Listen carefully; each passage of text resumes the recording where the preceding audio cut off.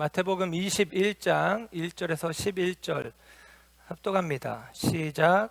그들이 예루살렘에 가까이 와서 감람산 벳바게에 이르렀을 때에 예수께서 두 제자를 보내시며 이르시되 너희 맞은편 마을로 가라.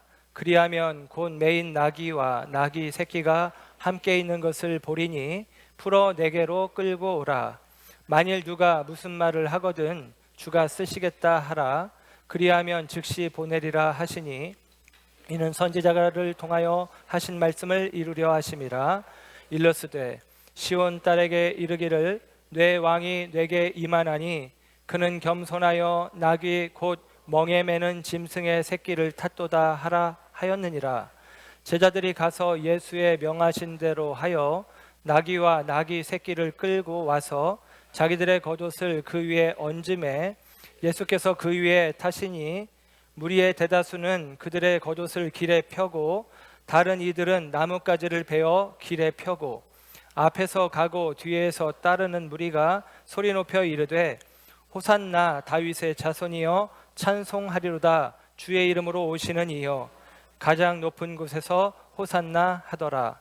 예수께서 예루살렘에 들어가시니 온 성이 소동하여 이르되 이는 누구냐 하거늘 무리가 이르되 갈릴리 나사렛에서 나온 선지자 예수라 하니라. 아멘. 아멘. 할렐루야. 이 아침에 하나님의 사랑하심과 은혜가 저와 여러분 가운데 함께하는 줄 믿습니다. 우리 마태복음 강의 49번째 시간 나귀를 타신 예수님이라는 제목으로 말씀을 전합니다. 오늘 성탄의 절기인데 나귀를 타신 예수님이 예루살렘에 입성하시고 이제 십자가에 달려 죽으시게 되어지는데 우리가 마태복음을 강의하면서 이 뒷부분에 와 있는데 오늘 예루살렘에 입성하시는 예수님의 모습이 예루살렘 가운데 들어가시고 평화의 도성 가운데 나아가시며 저와 여러분 가운데 하늘의 보좌를 버리고 이 땅 가운데 오시는 예수님, 이 성탄의 절기의 의미와 오늘 예루살렘에 들어가시는 예수님의 의미가 많은 부분 맞닿아 있습니다. 그리고 이 성탄의 절기에 우리에게 오시는 예수님을 저와 여러분들이 아기 예수로 오시는 예수님의 의미도 우리에게 중요하지만 마태복음을 계속같이 이어보며 또 때마침 참 신기하고 저는 놀라운 일들을 많이 보는데 이 예루살렘에 입성하시는 이 이야기가 이 대림절 4번 넷째 주 대림절 제4주 성탄을 맞이하기 직전에 저와 여러분들에게 허락된 말씀임이 또한 은혜라고 생각을 합니다. 예수님께서 예루살렘에 들어가실 때에 예수님께서 나귀를 타고 들어가셨고 그 성에 있는 수많은 사람들이 예수님에 대하여 환호하며 예수님을 왕으로 영접합니다.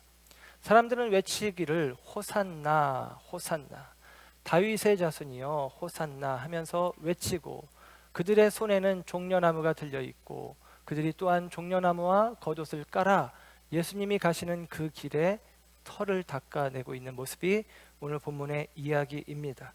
이 이야기 속에서 예수님을 영접하는 이 예루살렘 백성들, 시민들의 이야기 속에서 물론 우리가 또 다른 영적인 의미를 찾아내야 되겠지만 이 성탄의 절기, 우리 가운데 오시는 예수님, 그 예수님을 우리가 어떠한 마음으로 그리고 어떠한 기대로 그 예수님을 영접해야 할지 저와 여러분들이 이 말씀 속에서 되새기는 시간이 되시기를 주님의 이름으로 축원합니다. 예수님을 향하여서 사람들은 호산나라고 외칩니다. 이 호산나라고 하는 말의 뜻은 구하옵나니 이제 구원하소서. 구합니다. 때가 되었으니 이제 당신의 구원을 나타내십시오 라고 하는 내용입니다. 아람어 원어의 발음은 호시아나라는 발음입니다. 호시아나, 이 말이 음가를 따서 호산나가 되어지는데요. 이제 구원하소서. 그래서 사실은 이 호산나라는 말 자체가 구약 성경에 나오는 가장 짧은 기도예요. 뜻이 그랬다고 했잖아요. 구하옵나니 이제 구원하옵소서. 가장 짧은 기도. 호산나라고 사람들이 외치고 있는 것입니다. 이 내용은 본래 시편 118편 25절에 나오는데요. 시편 113편부터 118편까지의 시를 이른바 할렐시라고 이야기를 합니다. 하나님을 찬양하는 시인데, 이 시편들은 이스라엘의 절기 때 불려지는 노래들입니다. 그래서 유월절이나 혹은 초막절 같은 축제의 날들에 그들이 부르는 노래이고, 시편 118편은 특별히 초막절에 불려지는 노래입니다. 그리고 시편 118편 25절에 오늘 이 호산나의 의미가 담겨진 표현이 나와요. 여호와여 구하옵나니 이제 구원하소서라고 하는 식구가 담겨져 있습니다. 여러분, 이 호산나라는 외침이 시편 구약의 개념, 이스라엘 민족의 개념으로는 초막절에 불리는 노래라는 것입니다. 그런데 미리 말씀드리지만 오늘 예수님께서 예루살렘에 들어가시는 때는 언제냐? 유월절입니다. 예수님이 지금 유월절을 지키기 위해서 예루살렘으로 가시는데, 그 유월절을 준비하는 이스라엘 사람들이 예수님을 영접하며 초막절 때 사용하는 노래, 초막절 때 사용하는 상징 등을 사용하고 있는 것입니다. 특별히 그들이 오늘 흔들고 있는 나뭇가지, 오늘 본문 21장 8절에 나뭇가지를 흔들었다라고 이야기하는데, 이 표현이 누가복음 12장 13, 요한복음 12장 13절로 가면 종려나무라고 분명하게 그 이름을 이야기를 해주고 있습니다. 종려나무를 흔들며 호산나라고 하는 것이죠. 그런데 여러분, 이 종려나무 역시도 유월절이 아닌 초막절에, 우리가 전에 초막절 이야기하면서 4개의 식물을 흔들면서, 그래서 레위기 23장 40절 말씀 가운데 이런 말씀이 있어요. 첫날에는, 초막절 첫날에는 너희가 아름다운 나무 실과와 종려나무 가지와 무성한 나무 가지와 신의 버들을 취하여 너희 하나님 여호와 앞에서 이레 동안 즐거울 것이라. 그래서 초막절에 붙잡고 흔들어야 되는 4가지 식물 중에 하나가 바로 종려나무라고 하는 것입니다. 초막절은 우리로 치면 추수절, 추석, 추수감사절 같은 의미를 담고 있습니다. 그래서 풍성한 소출을 거두어드리고 풍년의 기쁨, 즐거움을 누리는 절기가 초막절이에요. 초막절 때 사람들은 기쁨으로 제단을 돌며 환호성을 바라며 호산나 호산나 하며 노래를 부르는 것입니다. 그런데요, 말씀드린 것처럼 오늘 본문의 이야기의 배경이 되어지는 예수님께서 예루살렘에 들어가시는 장면은 유월절에 해당이 되어집니다. 유월절에 예수님께서 예루살렘에 들어가시는 거예요. 그 들어가는 장면 속에 예수님이 오늘 본문 1절의 말씀을 보면 예루살렘에 가까이 와서 감람산 벳박에 이르렀고, 예수님이 제자들을 보내어 나귀를 끌고 오게 하고 그 나귀를 타고 들어가시는 것입니다. 벳박에와 베다니라고 마가복음, 누가복음의 병행 성경에는 이야기합니다. 벳박에는 베드바게트라는 말이고, 이 말은 무화과의 첫 열매라는 뜻이에요. 아마도 이 동네에는 무화과 나무가 많았던 모양입니다. 우리나라에 그런 말들이 있잖아요. 동네 이름에 밤나무골, 감나무골, 배나무골. 그 배가 많다, 감이 많다, 그런 의미가 있죠. 그런 의미를 담아서 벳박에 이름 지어진 것 같습니다. 또한 벳박에를 지나 같이 이제 있는 예루살렘 성 동편에 감람산이고, 그 감람산 마루가 바로 벳박에와 베다니라고 할 수 있는데요. 이 베다니는 또한 요한복음 통해서 우리가 확인하는 바 예수님이 늘 가까이 하셨던, 예루살렘에 오실 때 가까이 하고 그 집에 머물렀던 나사로, 마르다, 마리아의 집이 있는 곳입니다. 예수님이 그 예루살렘 동편 감람나무 언덕 벳박에 베다니에서부터 예루살렘으로 들어오신다는 것은 의미가 있어요. 구조적인 의미가 있습니다. 그들은 동편으로부터 메시아가 온다라고 예루살렘에 있는 사람들, 이스라엘 사람들은 생각을 했습니다. 그리고 그 감람산 자락을 타고 메시아가 오는 것인데, 그 예수님에 대한 소문은 이미 수많은 사람들이 예수님이 들어왔을 때 연호하는 것을 볼 때에 이미 소문은 퍼져 있었던 것입니다.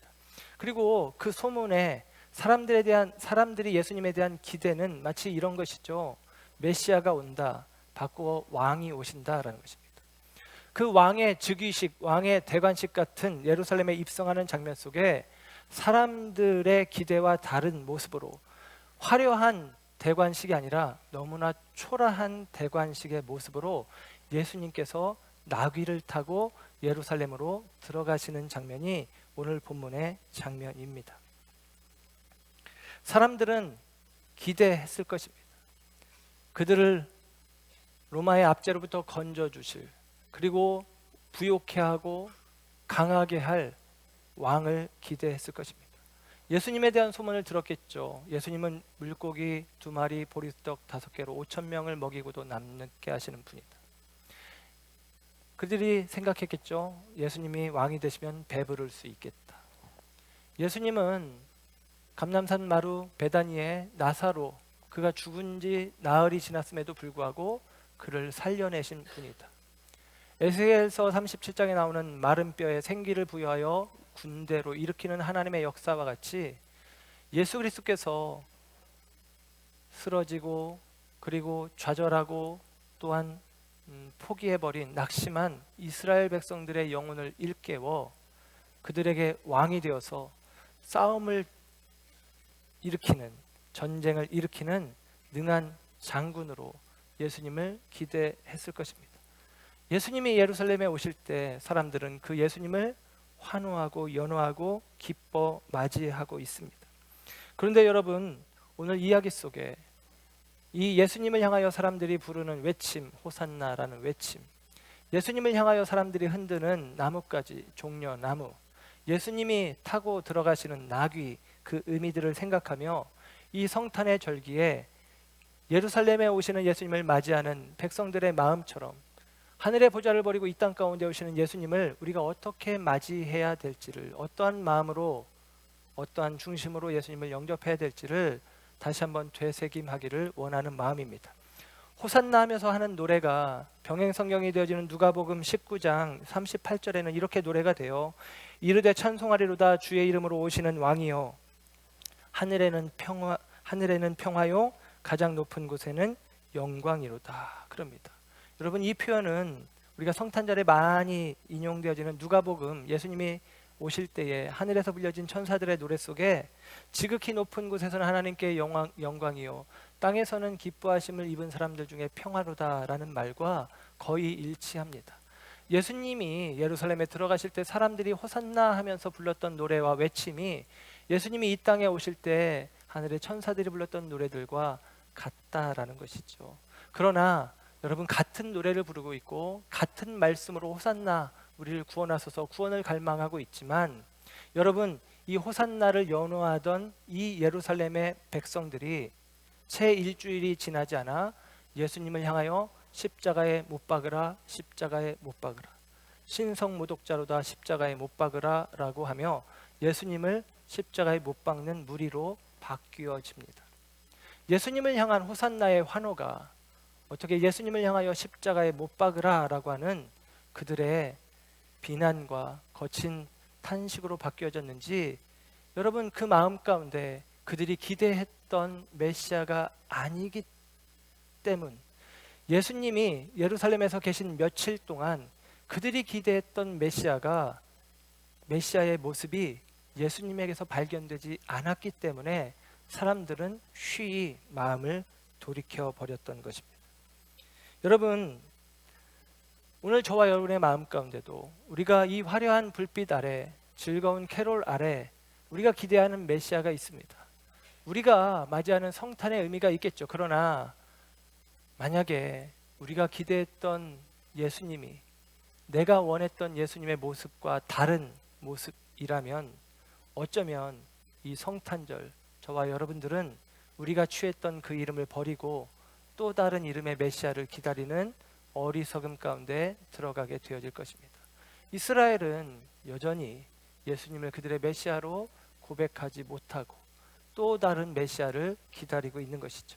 여러분, 저와 여러분 가운데 오늘 오신 메시아가 어떤 메시아인지 말씀을 통해서 다시 한번 되새겨가기를 원합니다. 예수님이 나귀를 타고 예루살렘으로 들어가십니다. 나귀 타고 예수님이 들어가시는 모습을 보고 사람들이 그 나귀가 가는 길에 자기 겉옷을 벗어 깔고 그리고 나뭇가지를 꺾어 놓습니다. 종려나무라고 말씀을 드렸습니다. 겉옷은 굉장히 의미가 있습니다. 마태복음의 말씀 가운데 산상순에 그런 이야기가 있죠. 누가 속옷을 달라면 겉옷도 내어주라. 일반적으로는 겉옷을 달라면 속옷도 내어줘라 라고 얘기해야 될 것 같지만 예수님의 말씀은, 산상순의 말씀은 거꾸로입니다. 누가 겉옷을 달라면 속옷도 내어주라. 구약의 율법에는 겉옷은 해가 지기 전에 돈을 빌리며 겉옷을 담보물로 맡겼더라도 해가 지기 전에 돌려주어라 라고 명합니다. 겉옷은 그 일교차가 심한 팔레스타인 지역에서 사람의 생명을 보존하는 생명싸개의 역할을 합니다. 또한 그 겉옷의 끝에는 찌찌트라고 하는 옷술이 달려 있는데 그 옷술을 통해서 그 사람의 신분이 드러나게 되어지고 그 의미는 바꾸어 그 사람의 정체성을 이야기하는 것입니다. 자기 정체성을 담보하고 있는 겉옷을 바닥에 깐다는 것은 예수 그리스도를 향한 겸손한 영접의 마음입니다. 처음 사람들은 그와 같은 마음으로 예수님을 영접합니다. 그리고 그들이 흔드는 이 종려나무, 이제 대추야자, 팜트리라고도 하는 그 아주 달짝지근한 굉장히 단 대추보다 큰 그 말려놓은 대추야자를 먹어보신 분들이 있을 텐데 그것입니다. 오아시스에 자라는 나무인데요. 이 대추야자, 이 종려나무 가지를 꺾었는데 서두에 말씀드렸던 것처럼 6월절인데 초막절에 흔들어야 될 종려나무를 지금 흔들고 있다라고 하는 사실입니다. 여러분, 6월절에는 무교절과 이어져서 무교절에 해야 되는 유대인들에 대한 요청은 쓴 나무를 먹어야 하며 누룩이 들지 않은 무교병 빵을 먹어야 되는 것입니다. 그래서 출애굽의 역사 속에 하나님의 구원의 은혜를 생각하되 그들이 고난의 시간을 애굽에서 겪었던 것들을 되새김하는 시간, 그게 바로 무교병을 먹는 시간이고 쓴 나무를 먹는 시간이고 그들이 지키는 무교절의 의미입니다. 이 6월절에 이 일을 해야 되는 것인데 쓴 나무를 먹어야 되는 그 시기에 풍요와 그리고 풍성함을 상징하는 종려나무를 흔들고 있는 것이죠. 우리는 이미 결과를 잘 알고 있습니다. 예수님께서 지금 예루살렘에 6월절에 나아가시는 것은 6월절 어린 양으로 당신의 생명을 내어주시기 위함인 것을 저와 여러분은 이미 잘 알고 있습니다. 그런데 지금 예수님을 향하여 자기 겉옷까지 내어 깔며 예수님을 환호하며 예수님을 향하여 호산나 우리를 구원하소서 구원자라고 외치는 그들이 예수님이 그곳에 오시는 의미를 모르고 있는 것이죠. 쓴나무를 꺼내서 먹는 것이 아니라 그들은 풍성함을 상징하는 종려나무를 힘껏 흔들며 예수님이 제자들에게 그 전에 지난주에 그런 말씀을 보았죠. 순환에 대한 예고를 하시되 제자들은 높음에 대해서 당신의 나라에 임할 때에 보좌에 앉을 때에 우리를 높은 곳에 앉게 해주십시오 라고 하는 제자들의 어리석음처럼 예수님이 예루살렘에 죽으러 가시는 그 순간 사람들은 한마디로 종려나무를 흔들며 이런 느낌이죠. 당신이야. 당신의 죽음은 내 알 바 아니고 당신이 주는 풍요와 번성이 우리의 원하는 바요 라고 사람들은 예수님에게 종려나무를 흔들고 있다는 사실입니다. 물론 역사적으로는 마카비 혁명 때 이 종려나무를 흔드는 일이 있었습니다. 예수님보다 한 150년 전에 예수님 시대는 로마 제국의 시대이고 그 이전에는 헬라 제국, 그리스 제국의 시대입니다. 그리스 제국 때 알렉산더가 이 지중해 연안을 다 장악해 가다가 33살의 젊은 나이에 요절하고 뇌왕이 쪼개져서 나라를 다스리는데 그 가운데 팔레스타인 지역을 포함한 시리아 땅을 안티오쿠스가 점령하게 되어집니다. 그리고 안티오쿠스가 이 야욕이 있어서 로마에도 공격을 쳐들어가고 애굽에도 공격을 쳐들어가면서 이 팔레스타인 지역, 시리아 지역에서 자기 영역을 확대해가는 전쟁을 치르는데 안타깝게도 욕심은 있었지만 전쟁에서 패합니다. 그리고 전쟁에서 패하고 돌아가는 길에 이스라엘 땅을 지나가는데 이스라엘 사람들이 이 자기들을 통치하던 안티오쿠스가 약해진 틈을 따서 반역하는 일들이 조금씩 일어났고 그 일을 못마땅하게 여긴 안티오쿠스가 이스라엘을 멸살시키려고 하는 그들의 신앙, 유대교 신앙을 멸살시키려고 하는 일들을 행합니다. 성전에 가증한 것들이라고 표현한 성경의 이야기가 성취되는데, 예루살렘 성전 안에 제우스 신상을 세우는 거예요. 그리스 신상을 세우고, 그리고 성경에서 부정하다 여기는 돼지, 그 돼지의 피를 성전 안에 뿌려버립니다. 그리고 그 안에서 매음하는 일들이 나타나기 시작합니다. 그렇게 예루살렘을 초토화시키려고 하는 안티오쿠스가 행하는 일들이 있을 때에, 그때 유다 마카비라고 하는 이 마카비 형제들 가운데 하나가 리더십이 되어서 형제들과 더불어 항거 운동을 시작하는데, 그게 이른바 마카비 혁명입니다. 그 마카비 혁명을 통해서 예루살렘 안에 있던 사람들과 예루살렘 밖에 있던 사람들이 힘을 모아서 이 안티오쿠스의 그리스 군대를 몰아냅니다. 그 승리의 기쁨, 그리고 그 승리의 기억들이 독립의 기쁨으로 그들에게 자리하는데, 그때 마카비가 들어올 때 이 예루살렘에 있었던 사람들이 그걸 환호하며 흔들었던 나무가 종려나무입니다. 당신이 올 때 우리는 다시 풍요해지고, 당신이 우리의 왕이 되어줄 때 우리는 번성해질 수 있다. 마카비 이 가족이 나중에 하스몬 왕조가 되어서 이스라엘을 통치하게 되어지는데요. 그런 경험들이 있는 것이죠. 그러니까 그리스 제국 아래서 신음하던 백성들이 로마 제국 아래서 지금 현재 신음하고 있는데, 로마의 압제 아래서 우리를 마카비 형제처럼 건져줄, 구해줄 능한 왕이 나기를 기대했던 것입니다. 그게 성경의 개념으로는 메시아가 도래하기를 기다렸던 것이고, 예수님에 대한 소문을 들어보니 예수님이 메시아가 맞겠다라고 기대하는 것입니다. 스가랴 말씀을 알고 있는 입장에서는 예수님이 나귀까지 타고 오시고 동편에서 오시니 그 예수님이 메시아일 것이다 라고 하는 기대 속에 사람들은 예수님을 향하여 환호하고 연호하고 있는 것입니다. 여러분, 이 종려나무를 흔들던 자들이 말씀드렸던 것처럼 이제는 종려나무를 흔들던 그들이 예수님을 십자가 나무에 매다는 것입니다. 채 일주일이 지나지 않아 그 일은 이루어지는 것이죠.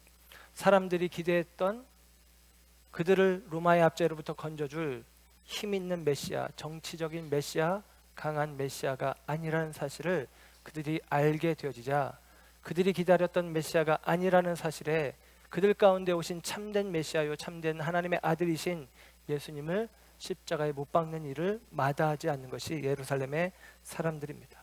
이 종려나무가 가지고 있는 영적인 의미는 이런 의미들을 가지고 있습니다. 종려나무의 학명은 피닉스라는 말로 이제 들려집니다. 피닉스는 불사조인데요. 이 종려나무가 나무를 베어내고 거기에 불을 놓아도 뿌리가 살아있으면 나중에 거기서 싹이 난답니다. 죽음의 자리에서 싹을 틔우는 나무라서 불사조 같은 나무라는 의미를 갖고 있고, 그 의미가 사람들에게는 승리 혹은 부활이라는 의미를 가지고 있습니다. 이스라엘은 자기들을 종려나무로 형상화해서, 상징화해서 스스로, 우리가 무궁화를 우리나라가 좋아하잖아요. 무궁화, 어디나 무궁화 있는데 아무데나 그냥 꺾어 심으면 그냥 자라는 무궁화, 생명력이 있는 무궁화죠. 그것처럼 생명력이 있는 나무가 종려나무인데, 그와 같은 모습이 이스라엘인 거죠. 들 열방의 열국의 강한 나라들의 지배를 받고 있었지만 다시 일어나고 다시 일어나는 그런 의미들을 포함하기도 합니다. 또한 오아시스에 심겨진 나무라고 말씀드렸는데, 오아시스에 심겨졌다기보다는 물이 있어야 되기 때문에, 그리고 일교차가 큰, 그리고 뜨거운 환경에서 잘 자라기 때문에 사람들이 광야길을 가다가 30m 정도 높이 자라있는 나무가 마치 이정표처럼 보이는 거예요. 그 황망한 광야에서, 사막에서 그 종려나무를 보는 순간 사람들은 저기 가면 물이 있겠구나 라고 생각을 하고 그 종려나무를 향해서 달려가는 것입니다. 그래서 이 종려나무가 상징하는 또 다른 의미는 생명입니다. 승리와 생명의 이름이죠. 예수님이 입성하시는 유월절기에 그들이 종려나무를 흔드는 것은 합당하지 않지만, 그러나 그 종려나무의 의미를 단지 번영과 번성과 부요의 개념을 넘어 우리 가운데 주어진 부활과 생명으로 우리가 취한다면, 이 유월절에 이 종려나무를 흔드는 것이 문제되지 않겠다라는 생각을 해봅니다. 이 성탄의 절기에 예수님이 이 땅에 죽으러 오셨다고 우리가 다 이야기하잖아요. 세상은 어떻게 크리스마스를 받아들일지 모르겠지만 믿는 저와 여러분들은 예수님이 죽기 위해 이 땅에 오셨다는 것을 알고 있습니다. 그런데 이 성탄의 절기에 우리는 무엇을 하느냐? 기뻐하죠. 즐거워하죠. 축제를 벌이죠. 잔치를 벌입니다.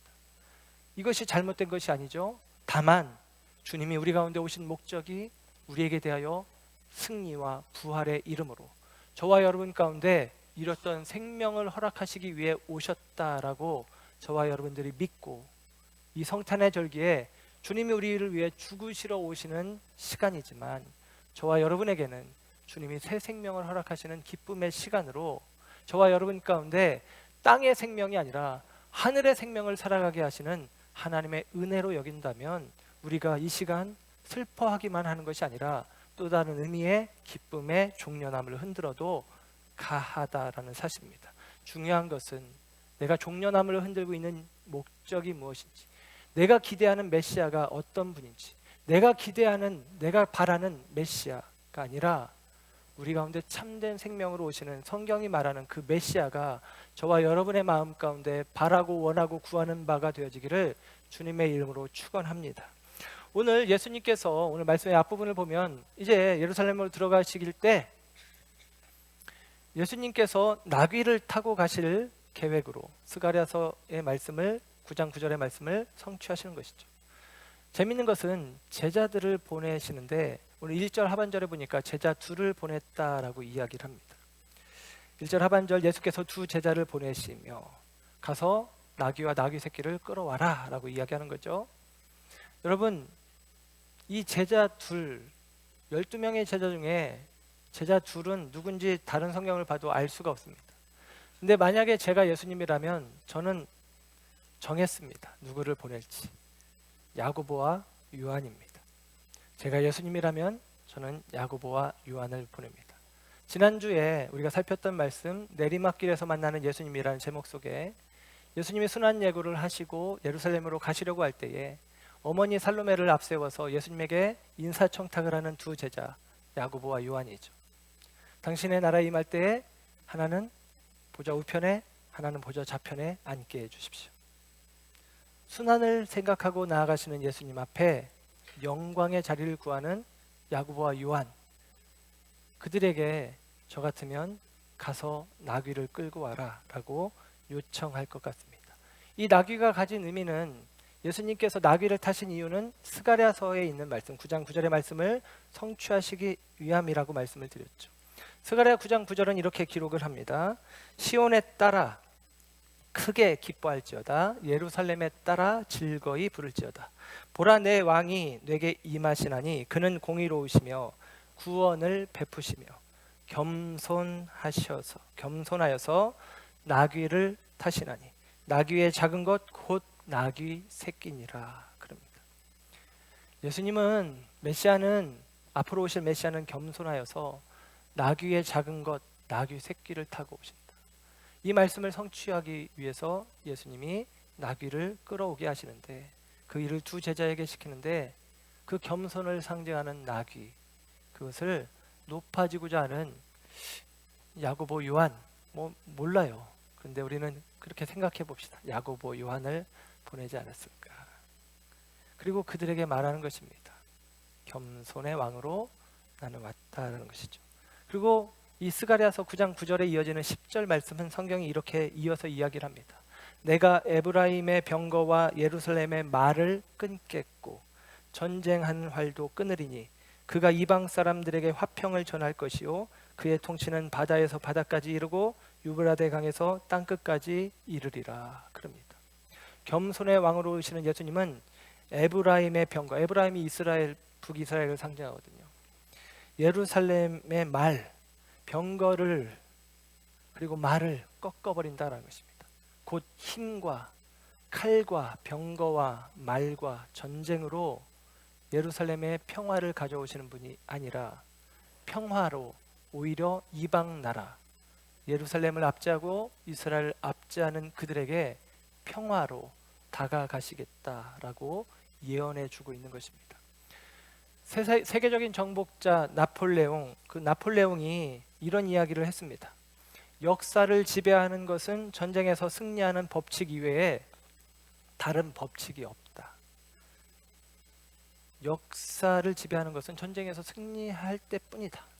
근데 그가 이렇게 이어서 덧붙입니다. 그러나 유럽을 제패하고 난 후 내 생애를 돌아보니 행복한 날은 6일밖에 없었다.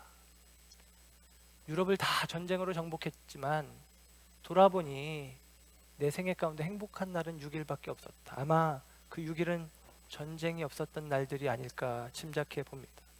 여러분, 전쟁을 통해서 칼과 병거와 말을 통해 취하는 평화가 아니다라는 사실을 우리는 잘 압니다. 예수님께서 이 땅 가운데 가져오실 평화는 하늘의 평화입니다. 칼과 마병을 통해서 주어지는 평화가 아니라 주님이 주시는 참된 평화, 그 의미를 저와 여러분은 이미 잘 알고 있습니다. 여러분, 이 나귀를 예수님이 타고 오시는데 겸손의 왕으로 오시며 구약에 있는 스가랴 9장 9절의 말씀을 성취하시는 동시에 여러분, 이 나귀가 가지고 있는 상징성은, 본래 나귀는 겸손과 순종을 상징하는 동물입니다.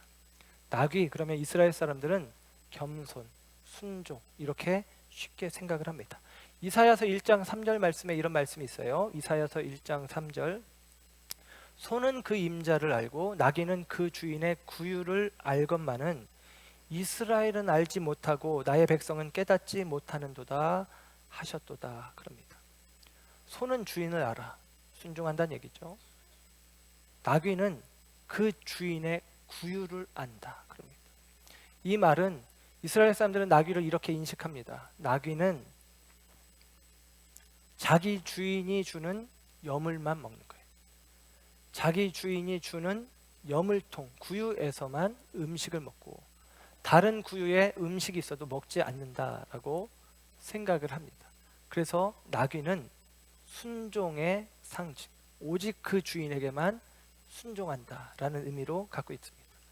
소도 주인을 알고 나귀도 그 구유의 주인을 아는데 이스라엘 사람들은 어떻게 그 주인을 모르느냐, 왜 하나님을 모르느냐, 이사야가 안타까운 마음으로 책망하며 이사야서를 열고 있습니다. 그런데요, 여러분, 나귀는 그 주인을 아는 것이 너무나 마땅한데 오늘 이 예수님이 입성하시는 예루살렘의 거민들, 이 유월절 하나님의 구원의 날을 기념하기 위해 모인 백성들이 그 주인을, 하나님을 모르는 것이죠. 하나님을 안다면 하나님이 보내신 아들 예수를 십자가에 못 박으라고 그들의 아우성이 바뀌어질 수는 없는 것입니다. 바꿔 그들은 하나님을 모르는 것이죠. 나귀는 주인을 아는 것이 원리이지만 주인을 알지 못하는 어리석은 나귀에 대해서 욥기에서 이렇게 기록을 합니다. 욥기 11장 12절 말씀을 보면 허망한 사람은 지각이 없나니 그의 출생함이 들나귀 새끼 같으니라 그럽니다. 허망한 사람은 지각이 없어요. 깨닫지를 못해요. 알지를 못해요. 들나귀 같은 인생이 있다는 것입니다.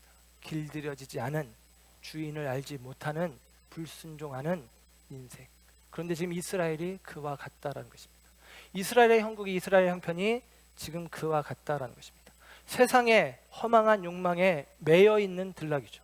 겉으로는 세상에 마음껏 뛰어다니는 것 같지만 세상의 욕망에 매여 있는 허망한 마음을 품고 있는, 헛된 욕망을 품고 있는 들나귀 같은 인생들이 있다는 것입니다. 그게 바로 예수님이 이 땅에 오신 이유입니다. 그들에게 주인이 되어주시고자, 그들에게 참된 평화를 주시고자 예수님이 우리 가운데 오신 것입니다.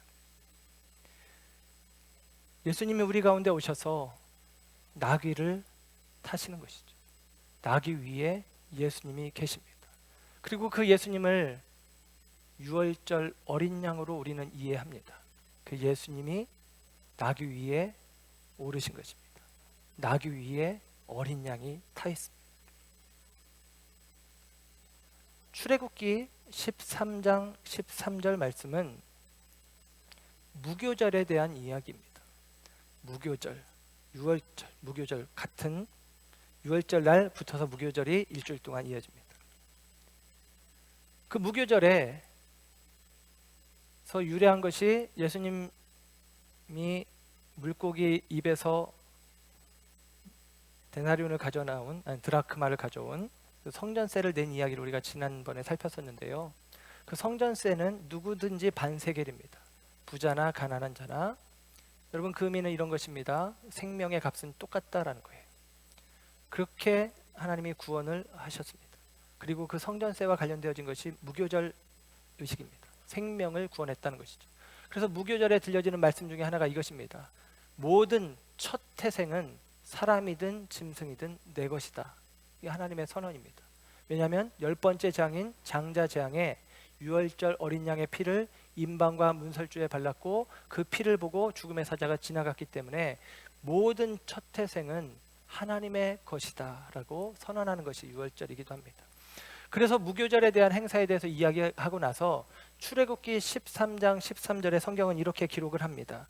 나귀의 첫 새끼는 다 어린 양으로 대속할 것이요, 그렇게 하지 아니하려면 그 목을 꺾어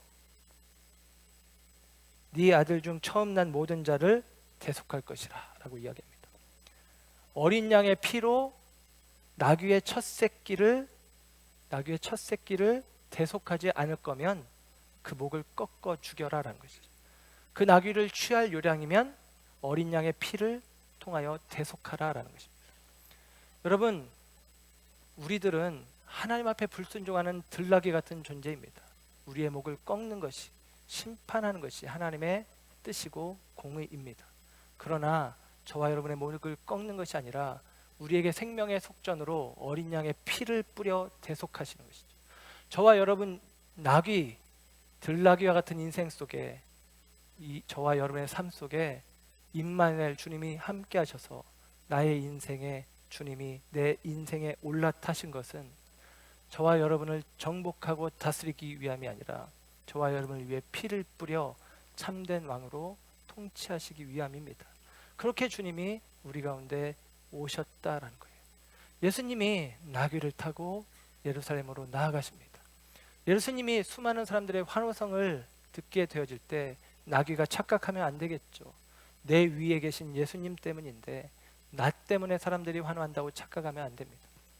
저와 여러분의 인생의 모든 되어진 일들 속에서 오직 하나님의 은혜를 말할 수 있도록 우리의 옛사람이 목이 꺾여 죽었어야 될 들나귀였음을 다시 한번 기억하며 이 성탄의 절기가 우리 가운데 주어진 임마누엘, 하나님이 우리를 사랑하시고 우리 가운데 은혜 베푸시는 은혜의 날들로 저와 여러분들이 기억해야 한다라고 하는 사실입니다.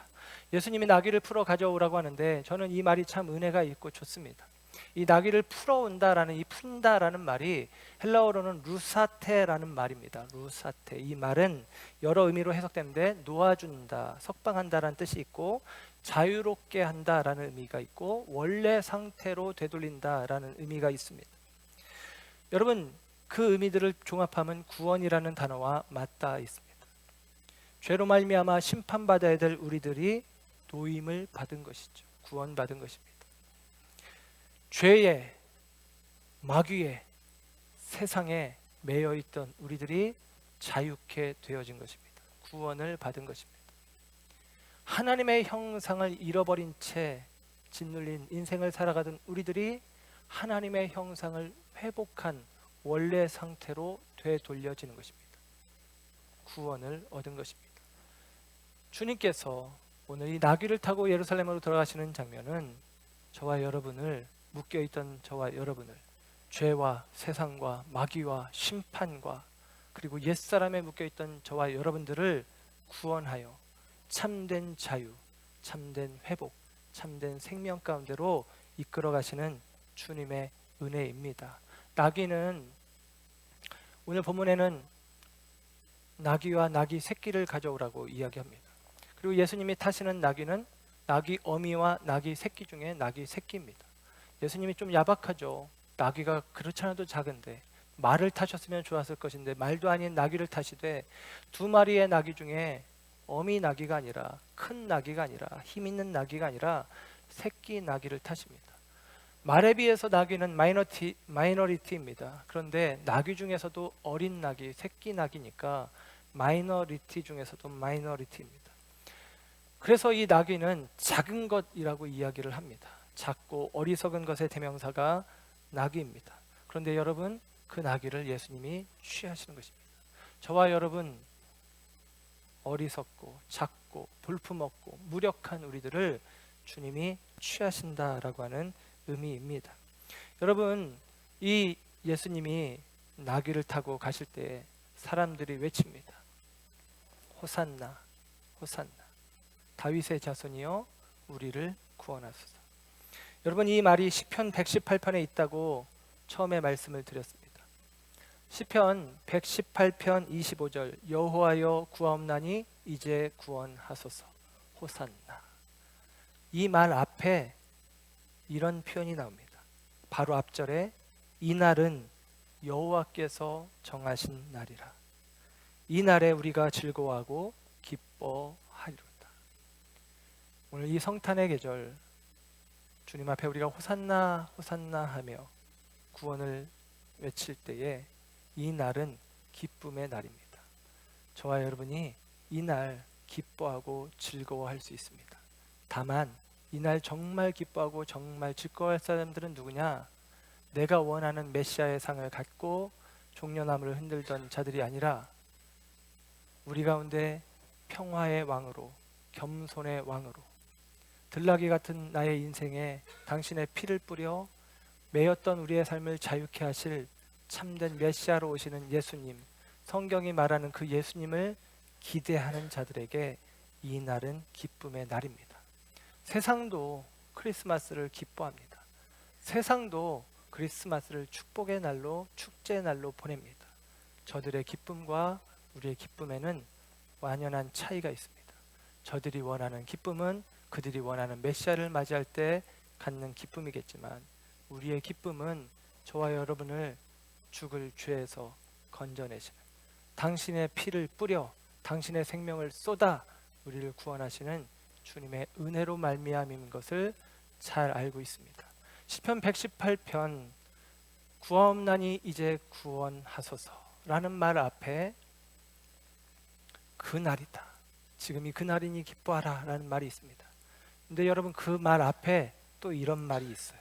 어떤 말이 있냐면 시편 118편 22절, 우리가 너무나 잘 아는 말씀인데요, 이런 말씀입니다. 건축자가 버린 돌이 집 모퉁이의 머릿돌이 되었나니 이는 여호와께서 행하신 것이요 우리 눈에 기이한 것이로다. 그럽니다. 건축자의 버린 돌이 집 모퉁이의 머릿돌이 되었다. 사람들은 예수님을 자기 인생의 집의 기초로 삼으려고 호산나 호산나 하며 종려나무를 흔들고 환호하며 맞이했지만, 예수님이 자기가 원하는 돌이 아니라는 사실을 알고 이내 버려죠. 십자가에 내어 던집니다. 그런데 하나님은 그 십자가의 예수님을 집 모퉁이의 머릿돌로 삼으시는 것입니다. 사람들이 왜 예수님을, 연호하던 자들이 예수님을 십자가에 못 박으라 하며 버린 것입니까? 계속같이 말씀드렸듯이 그들이 원하는 메시아가 아니었기 때문입니다. 그들은 예수님을 향하여 다윗의 자손이라고 외쳤고 예수님이 행하신 일들에 대한 소문을 들었지만 예수님에 대해서 오해하고 있었던 것입니다. 반면에 오늘 우리가 살피진 않았지만 바로 앞전에 나오는 21장 끝부분에 나오는 20장 끝부분에 나오는 이야기는 두 맹인이 예수님께 눈을 뜨게 해달라는 이야기입니다. 대구 성경인 마가복음에는 그 맹인 중에 하나의 이름을 바디메오라고 이야기를 해줍니다. 그리고 그 맹인들이 예수님께 나와서 그들이 외치는 외침이 이것입니다. 다윗의 자손이여 우리를 불쌍히 여기소서. 이 다윗의 자손이라는 말은 메시아라는 말입니다. 오늘 예루살렘에 있는 사람들도 똑같이 외칩니다. 다윗의 자손이여 우리를 구원하소서. 맹인도 외칩니다. 다윗의 자손이여 우리를 불쌍히 여기소서. 이 두 맹인에게 주어진 은혜는 그들이 눈을 뜨고 주님께서 그들에게 구원을 선언하시는 것입니다. 세상에 보는 눈으로는 그들은 맹인이요 못 보는 자요 눈이 갇혀진 자들이지만 그들의 영적인 눈은 열려져서 예수를 메시아라고 온전히 고백하고 예수의 구원을 기대하고 예수 안에 있는 생명을 취하는 자들이 되어집니다. 반면에 세상에서 눈을 뜨고 있고 세상에서 높은 지위 속에 세상의 학식을 가지고 있지만 예수님을 향하여 똑같이 외치죠. 다윗의 자손이라고 외치고 있지만 그들의 영적인 눈은 가려진 것입니다. 그들은 어리석은 것이죠. 죄와 세상과 마귀에게 그들의 시선을 빼앗겨 버린 것입니다. 그들은 세상의 부요와 세상의 번영에 타마르, 그 번성이라고 하는 종려나무에 그들의 마음을 빼앗겨 버립니다. 쓴 나무를 취하려고 하지 않고 번영을 취하고자 하는 그들에게 있어서 예수님은 원하지 않는 메시아입니다. 그들에게 있어서 예수님은 버려 마땅한 돌입니다. 그러나 그 예수님이 진모퉁이의 머릿돌이 되시고 그 예수님이 참으로 저와 여러분에게 구원자가 되신다라는 사실입니다. 기대합니다. 이 성탄의 절기 저와 여러분의 눈이 열려지기를 주님의 이름으로 축원합니다.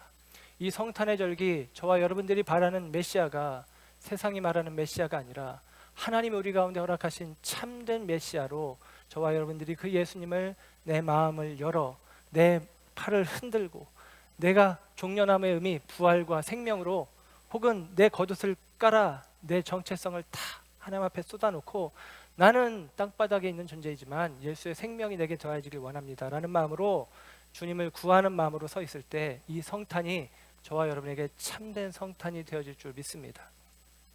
이 크리스마스가 저와 여러분에게 그 날이 되어지시길 주님의 이름으로 축원합니다. 기도하겠습니다.